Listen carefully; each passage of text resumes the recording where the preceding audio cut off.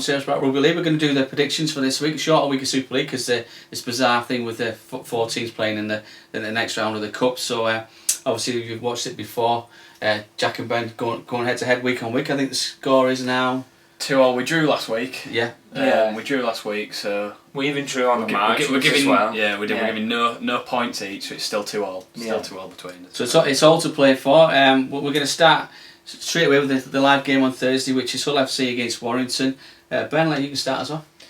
Well, they're a big win for Hull FC against Wakefield. I think they will have been worried in that second half. Obviously, the collapse against Catalans a couple of weeks ago, and then they were winning 20 points to 6 at half time at Bellevue, and they just didn't get going in the second half. Wakefield came back; they were a much better team in the second period, and I think Hull will just be relieved that they've got Mark Sneed, because once that game went into Golden Point, obviously Wakefield without Danny Brough, Max Jowett had been kicking the goals, missed a couple of kicks, and you're always going to have a chance, and Sneed got within distance and put it over. That were a relieving win for them, and I think if they'd have lost that game, I think Lee Radford would have been under a lot of pressure. I still think he is under pressure.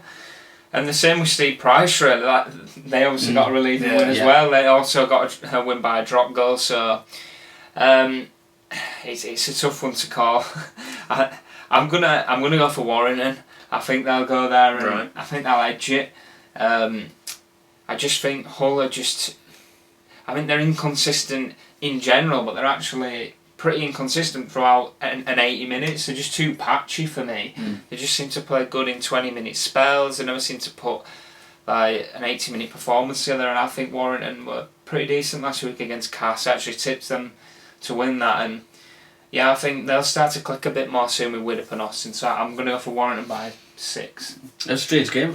Friday night was like 3 games that could have gone extra. All 3 could have gone extra point, couldn't they? Yeah. So Jack, Warrington for Ben. What about yourself? Again, like he's mentioned, it's again we say this every week, but I think out of this weekend's fixtures, this is the toughest to call. You know, like you said, there's 2 teams there that are coming off the back of relieving wins, big wins by just 1 point. Massive wins for the coaches. Settled late on, massive wins for 2 coaches who are probably the most under pressure in the league, and it is one of those games where both sides will be looking to build on the momentum of last week. Where they both came like we've said, came back and both got a 1 point win. So wins like that, if nothing else, will boost morale in camp for both without a doubt. And give them some confidence going into this next game that they can come away with a win. But it is a tough one, but for me, I think Hull just look the more dangerous in attack at the minute. You said Austin and Widdop are starting to come together a bit, but I still don't think they're there, if I'm honest. They still look a bit patchy form-wise, and I don't think Widdop's really hit the ground running just yet and had that desired effect that Warrington brought him in for. FC, on the other hand, I think, yes, they are inconsistent in games. Yes, they let Wakefield come back into the game last week, but for me, when you look at the tries they scored, they've got some really powerful outside backs. Mahe Fanua, for example, being the big one. He had one heck of a game against Wakefield, and having players like that, those big impact players that'll come up with those moments of magic, really helps you, especially in a game like this against a team that are struggling but are expected to certainly build some momentum at some point in the season. So for me, I've gone Hull FC by 6. Okay.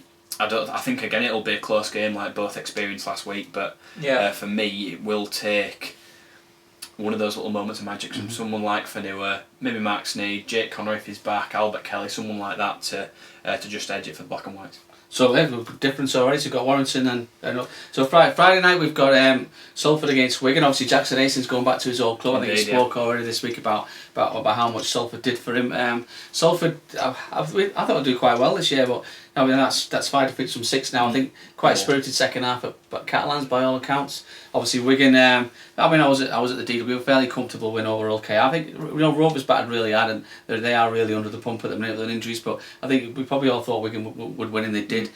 So I'll go with you first, Jack. Salford, Wigan. Wigan by 16 straight up.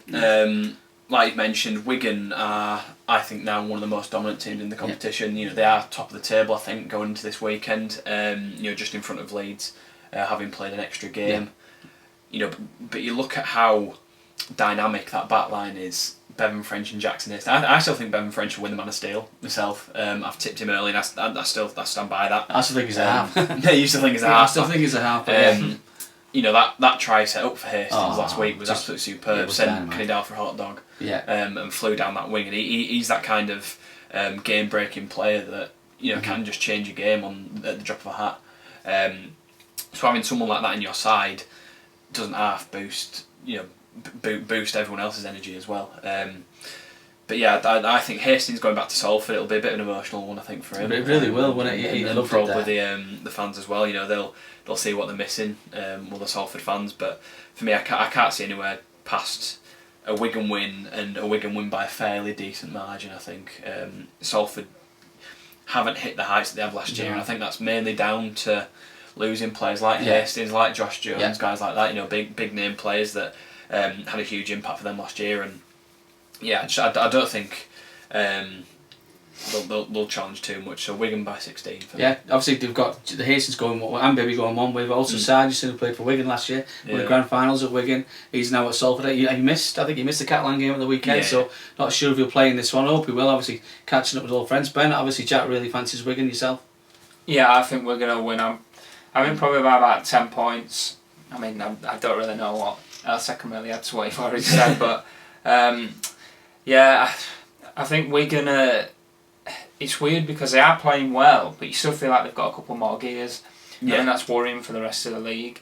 I still think them and St Helens will be the grand final and be the top two. Really? Yeah, I think they could start to pull away as we get into the second half of the season. So, but yeah, I'm not predicting that. Don't have to predict that, but I think Wigan by 10. Yeah, I mean, the Wigan didn't get our second gear on Sunday, if I'm brutally honest, and I think even Adrian Lamb after the game said it were a very ugly win, and I think he were quite happy that his team could win ugly, but they didn't really get going apart from the Bevan French break, but they always look like winners. Saturday, we're not quite sure what's going to happen with this one, but as things stand, we're looking like it's been behind closed doors. Possibly 1,000 fans or something like that. I would like to think that if there was 1,000 fans, the Leeds fans that are paid to go over there would be the 1,000 fans that would get in. But I would imagine Catalans at home will probably want their season ticket holders to get in. We're not sure what's going to happen with the game, but as things stand, the game's been played behind closed doors. So Catalans against Leeds, Ben? Well, yeah, I think before the start of the season, all the talk was about James Maloney signing for Catalans. All the talk was about Luke Gale signing for Leeds, and I think both have been outstanding so far. They've taken both of the sides to a new level. I was very surprised when Catalans lost that opening game to Huddersfield, but since then they've been really, really impressive. And same with Leeds, really, quite a similar situation where they lost the opening game, and since then they've been outstanding. I mean, the speed and the structure Leeds are playing with has not been seen for quite a while, I don't think. And yeah, it's a really tough game to call. I think we've seen the golden point at Wakefield Hall. It wouldn't surprise me if this was something similar. Really? Yeah, I honestly feel like the two teams are really evenly matched. I think just with home advantage, I think I'm going to go for Catalans by 2. Catalans by 2. Yeah. What about yourself, Big call. Yeah. Well, again, like Ben mentioned, this is such an evenly matched game. You look at some of the contests across the field. You've got the Gale, Maloney, face to face on each side. You've got Conrad Hurl against Israel Folau, which I think is going to be superb to watch. Dynamite. It will. You've got Folau, this big athletic, strong centre against what Conrad Hurl is. A wrecking ball, I think is probably the best way to describe it. Even in the forwards, you've got Ava Seymanu Fanai against Remy Casti. There's battles all over the field. There really is, and that's why I think this match is really intriguing. Who's against Remy Casti? Sorry, Ava Seymanu Fanai. See, I've got the pronunciation nailed down. But I think, like Ben mentioned, the speed of Leeds and the togetherness of that team this year is like we've not seen in a fair few years. It's really not, and I think Gale has galvanised that side. He's really added that extra attacking flair and a good bit of structure. having him there as well, I think, has got the best out of Richie Myler. It's taken a lot of pressure off of his shoulders. He's even filled in at full back. It's a great story, that, because obviously it really is. It looks like he's been shown the door, and he said, exactly. I want to stay and fight for me place. Exactly. It looks like he's definitely going to get game time this year. This is the great best story. I mean, I know we're only about 5-6 weeks into the season, but this is the best rugby he's played for Leeds. I think. Yeah. It's safe to say. He just fits into that system so well. Now with Gale and Louis in the halves, and that sort of energy that those three are creating is infectious and is rubbing off on the rest of the team. Do you think Leeds have had the credit the last couple of games they've played? I think especially the Warrington. I think this next couple of weeks, when they've got Catalans this weekend and Saints next weekend, are going to be the two biggest tests of their season so far. I think they've played, the games where they've won by good margins have been against Hull KR and Toronto, two teams that are tipped to be the bottom two. Yeah. And a Warrington side who probably played their worst game, for the past couple of years. So.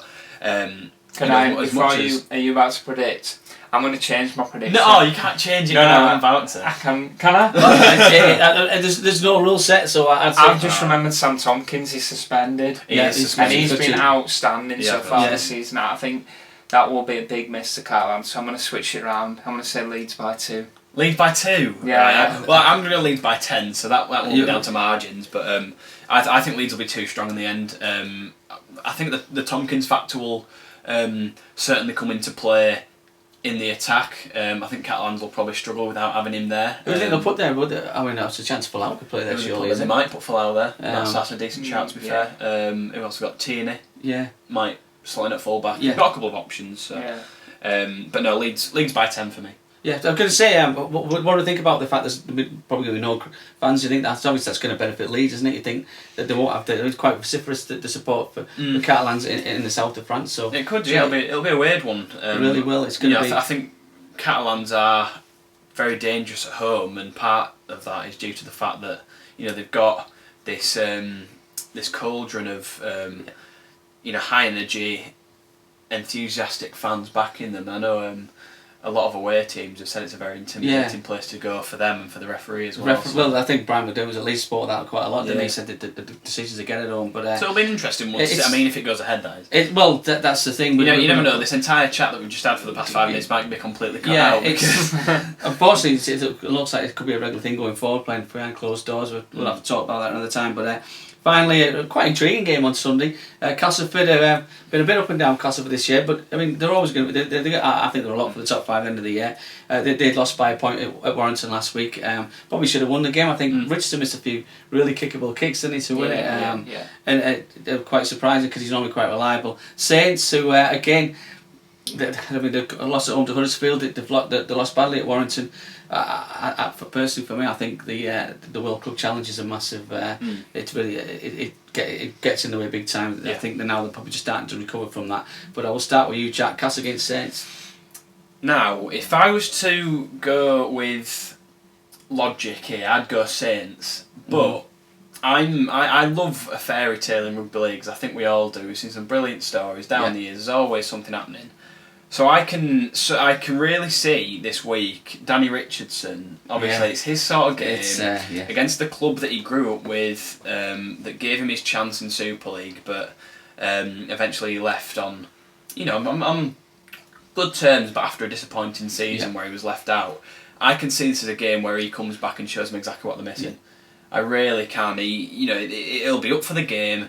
He'll be wanting to prove a point, and I can see it going down to the wire and a late Danny Richardson drop goal winning something like that. Yeah. I think Cass by 1 in the dying stages is what I'm going to call, and what a story that'd be. It'd write itself perfectly. I think there will be no one in that game that's more up for it than Danny Richardson will. With the point that he's wanting to prove, he's had so many doubters, particularly from that area of the north of England in the past year or so. It dropped down to Leigh on dual registration for a while, very much out of the Saints team, kicked to the curb, some would say, and he's looking to re-energise his career at Castleford. And so far, him and Jake Truman, I think, have looked really good. Definitely. Under the influence of Darryl Powell, Ryan Sheridan, Danny Orr, what an exciting sort of 5-piece there. You've got two of British Rugby League's most exciting young halfbacks, coached by 3 old stagers in Paolo and Sheridan. So I think Danny Richards already shown signs of improvement as it is, and in a game like that, it's the perfect chance for him to put a marker down ahead of the season. 5 or 6 rounds into the season. Really, that would be 3 defeats and 6 for Saints if it would, it would. And I think they lost 3 all last year. Is that right? I think they lost 3. Yeah. 2 of them were against London with half a team as well. Yeah. I mean that would unbelievable. That would be a turnaround. Ben, yourself? Well, yeah, it's surprising at Saints because I honestly didn't see the Huddersfield result coming, to be honest. No, I didn't. After Wigan had beaten so comfortably. Well, you were going to tip it, Jack, but I nearly tipped it, but just went with Saints in the end. But that's why this week I'm going against them. Yeah, because obviously the Huddersfield result against Wigan, and I just thought Saints were obviously after the World Club Challenge, they were pretty decent against Toronto. I just thought it'd be a home banker, but it just didn't turn out that way. No.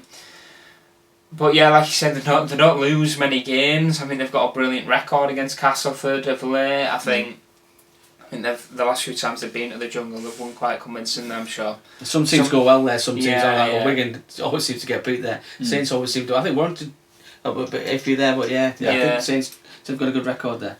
Yeah, and I just feel like Christian Wolff it's been a bit of a difficult start for him. It's a difficult job for him to go into, really.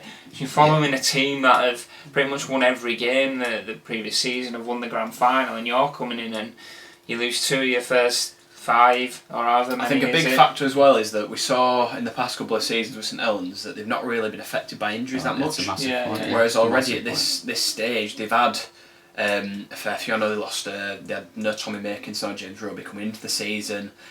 Morgan Knowles picked up a knock. I'm trying to think who else. Coop was out. Coop's been out for the past few weeks. So they've had several injuries, and I think that's definitely played a part. No, I think they'll come back this week. I think Saints by 8. That's what I'm going to go with. Yeah, I do like Castleford. I think they've been brilliant so far this season. And obviously, like you speak about Danny Richardson and Jake Truman, I just really like that combination. I really do like Castleford, and I think they'll be a banker for the playoffs. But yeah, I just feel like Saints will start to get a run of wins together now. They start to get some consistency as players start to come back. So yeah, I fancy them to get the win. So there we go. That's all 4. So basically, we've got you both agree on. We always disagree on 2. We do always disagree on 2, and then we always. Well, it's 2. You've both gone for Wigan. Obviously, I think I've most probably fancy Wigan. You eventually both went for Leeds at the to win at Catalans. I think I do think the crowd's going to make that. I don't think anyone knows what's expected in the league. But obviously, the other 2 games, you've got Warrington and Hull, and we've got Saints and Castleford, so we'll have to see what happens there. Obviously, we've got a few margins there. We couldn't split them last week. We'll try and split them this week. I'll let you know what you think, particularly what you think about this Leeds game with no fans in the ground. Like and subscribe, and we'll see you soon. See you later.